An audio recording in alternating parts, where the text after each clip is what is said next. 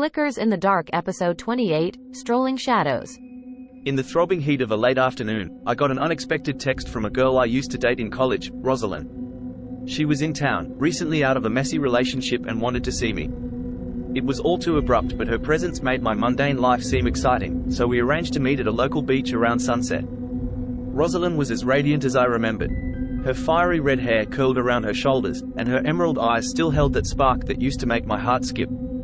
We embraced, the awkwardness soon giving way to a warm, nostalgic connection. We walked along the beach, catching up on each other's lives, the setting sun bathing us in an orange glow. As the sun set, Rosalyn began sharing stories about her painful breakup, her eyes moistening with every word. We sat on the sand, the waves gently lapping at our feet, creating a comforting rhythm against the backdrop of our conversation. Want to keep walking? She asked suddenly. I agreed, eager to lighten the mood. We left the familiar sandy stretches behind and ventured into the neighboring woods, the dense foliage giving the area an eerie, secluded feel. The familiar beach was soon replaced with towering pines, the scent of their resin intoxicatingly strong. I felt a shiver run down my spine, the unfamiliarity of the surroundings felt increasingly unnerving. Yet, Rosalyn seemed oddly unfazed and continued to lead the way. Isn't this place breathtaking? She asked, her gaze fixed on the towering pines around us. The dense canopy blocked the moonlight, and a creeping unease washed over me as I realized our surroundings bore an uncanny resemblance to the Black Forest in Germany, a place we had once planned to visit but never did. We ventured further into the woods until the trees gave way to a stark, desert-like landscape.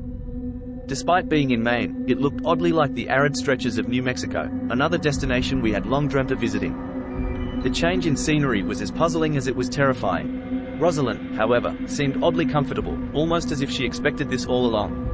After what felt like hours, we found ourselves back in the familiar Maine wilderness, where a small lake lay hidden amongst the trees. By then, Rosalyn was eerily quiet, her expression unreadable. Frustrated, confused, and overwhelmed, I confronted her, but she merely ignored me and walked towards the lake. Suddenly, she stripped down to her underwear and jumped into the water, beckoning me to join. Cautiously, I followed, my mind buzzing with questions. We kissed passionately, the strange events of the evening temporarily forgotten.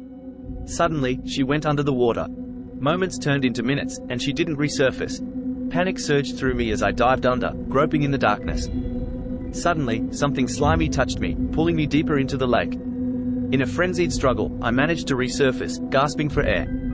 But something was there, waiting. I reached out, finding a human arm, bloated and decaying. A primal fear seized me, and I stumbled out of the lake, screaming Rosalyn's name. I called 911, praying for a rescue. An officer soon arrived, and after taking down my story, asked me to accompany him to the police station. Nervously, I complied, fearing for Rosalyn. At the station, the officer's face paled as he received a call. How did you know Rosalyn? He asked, his voice grating. I recounted our college romance and our recent reconnection. He listened, his expression unreadable. Finally, he spoke. Rosalyn's been missing for weeks. She was last seen with her abusive ex-boyfriend, Mark, who was found dead today in his apartment. His cell phone, wallet, and some clothes were missing. The last outgoing message from his phone was to Rosalyn. He sighed deeply, his gaze fixed on me. Forensics just found a decaying female arm in Mark's refrigerator. We believe Rosalyn was murdered by Mark, and somehow you've been lured into this horrific chain of events. Can you think back and tell me everything exactly as it happened? The night replayed in my mind, the sudden text from Rosalyn, the beach, the unnatural landscapes, the lake, the decaying arm, it all pieced together, chilling me to the bone. Had I been manipulated by a vengeful spirit, a tormented soul seeking closure? Or had I walked into a trap set by a monstrous human? Shaken, I began to recount the evening's horrific tale,